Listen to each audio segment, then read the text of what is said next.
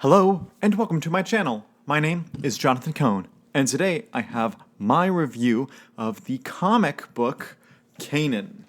This is a 12-issue bind-up of the entire Kanan comic run, which was done in two parts. You had the first part, which was Kanan the Last Padawan, and then the second part, which was Kanan First Blood. And this is not the first time I've read this exactly. Back in 2019, well before I started my YouTube channel, I read the first 6 issues in the paperback bind-up, Kanan the Last Padawan, and I thought they were okay, fine. I didn't love them. I thought they were serviceable. But it's been like 4 years since I read the comics, and I saw the hardcover bind-up, which is a beautiful hardcover. And by the way, if you take off the cover, you have this gorgeous wraparound of one of the first panels from the comics. That's just gorgeous. That could have been the cover art too. But I understand why they went this way. But this is a bind-up of the 12 issues, so the first part and the second part. So I hadn't ever read the second part, and I'd been intending to read it eventually. And I figured, as part of my Journey to Ahsoka series of books that may or may not have references or connections to Ahsoka, I thought, this is a comic that features the Rebels crew. It's a quick enough read, and it displays some of the themes that I think Ahsoka is going to tackle, which is, what does a Jedi do when they're alone? Something that Ezra's going to have to deal with in the Ahsoka show, something that Sabine and Ahsoka have to deal with, and maybe some other characters as well. And so I decided to read this book after I got it for a very reasonable deal. I do not buy comics often, because I don't read them often. I buy maybe like 1 or 2 bind-ups a year, but that's it. And I really, in the last few years, haven't really bought much. The reason I bought this was because it was so reasonable for a hardcover and for a 12-issue bind-up. So I read this, and my thoughts on the 12 issues are very much similar to my thoughts on just the initial 6, which are, it's serviceable.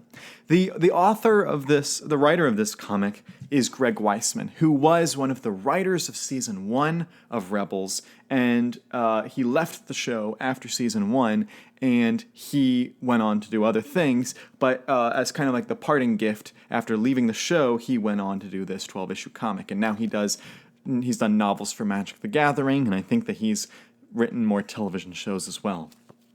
But this book deals with some strange timeline decisions.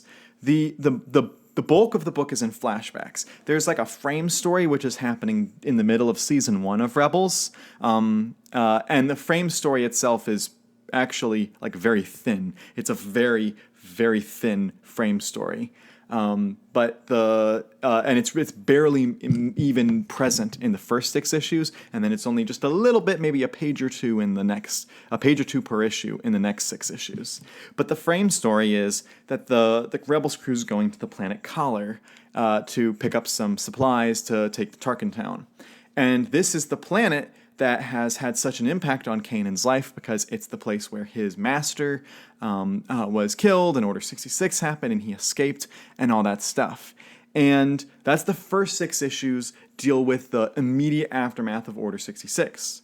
And then the second 6 issues, the flashback has to do with Kanan's time from being a youngling all the way to Order 66. So it tells the story out of order. It tells Order 66 on at the beginning, and then it tells the pre-Order 66 portion second. So it tells it out of order anyway, and this is already flashbacks when there's a frame story going on this whole time. You can follow it as you're reading. It is easily followable, and if you just know the story of Star Wars and you know the story of Kanan and whatnot, you can follow this probably, but it's still unnecessary complicated. First of all, it should have been from chronological order. I think that Order 66 is a moment that really pops well in the storytelling, and that's why they felt the need to put that at the beginning. So I understand why they did that, but I think it would have made it less convoluted to just tell it as a straight straightforward, with the only back and forth being with the frame story and not having the overall timeline change as well. That being said, I also think it needed more with the frame story. If you're gonna pitch this as the cover of the hardcover, I think that this is you need to do more with the actual Rebels crew.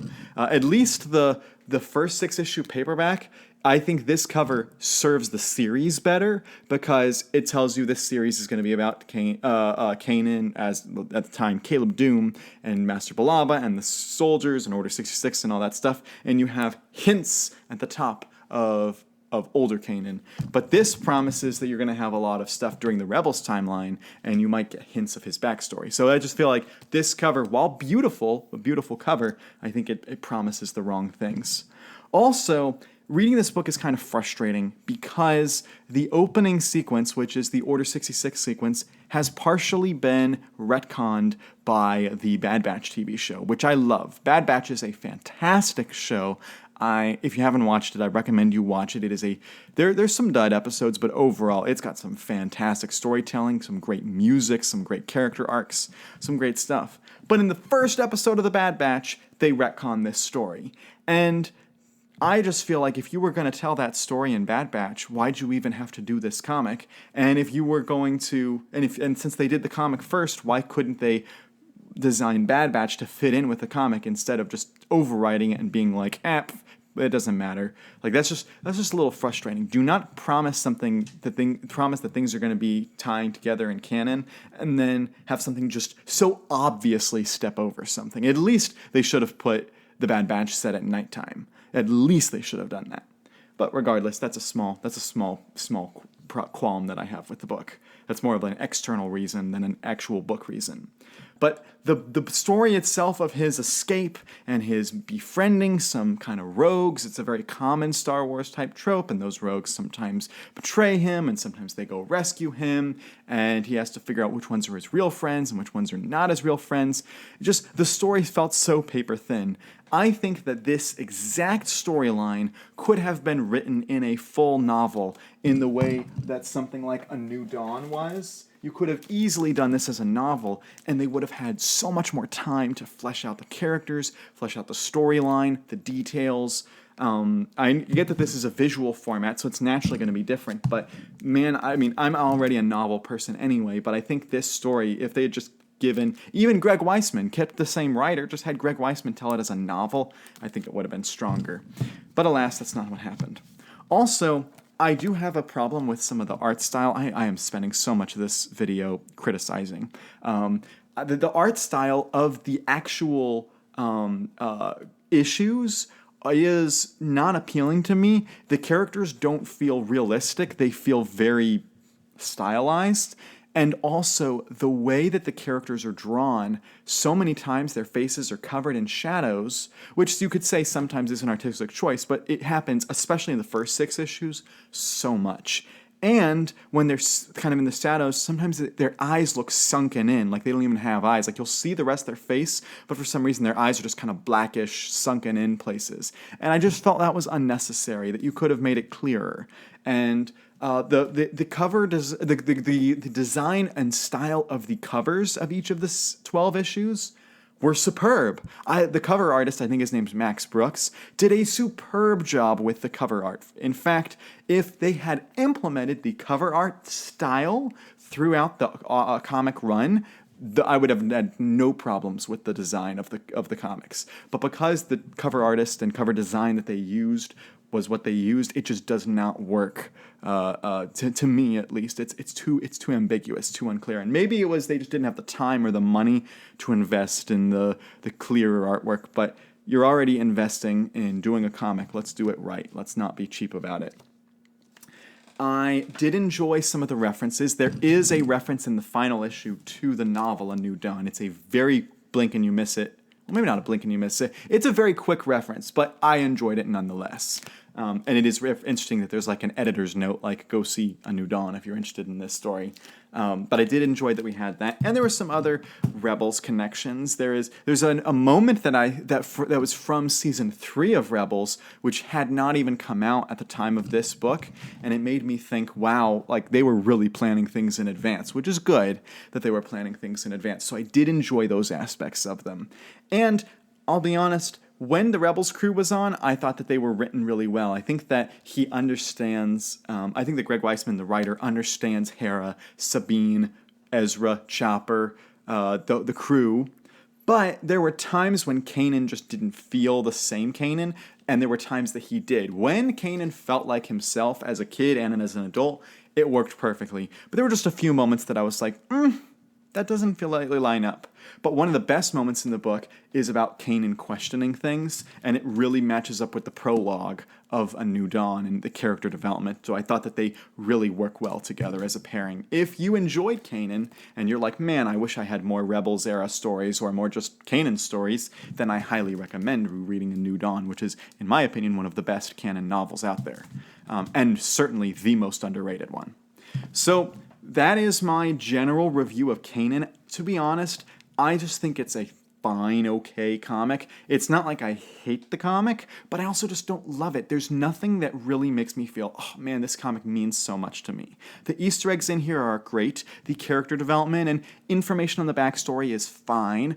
But the cover, the design of the comics themselves is not particularly appealing, and the story is actually, honestly, quite thin overall. Maybe if they had done this as a multi-thing arc, like this was a 50-issue thing, like Knights of the Old Republic, or a 36-issue, or whatever. If they had made this longer, it's possible it could have felt more fleshed out, but as it just kind of feels, it's just a quick read. I read it in a matter of less than 2 hours. Probably could have read it even faster.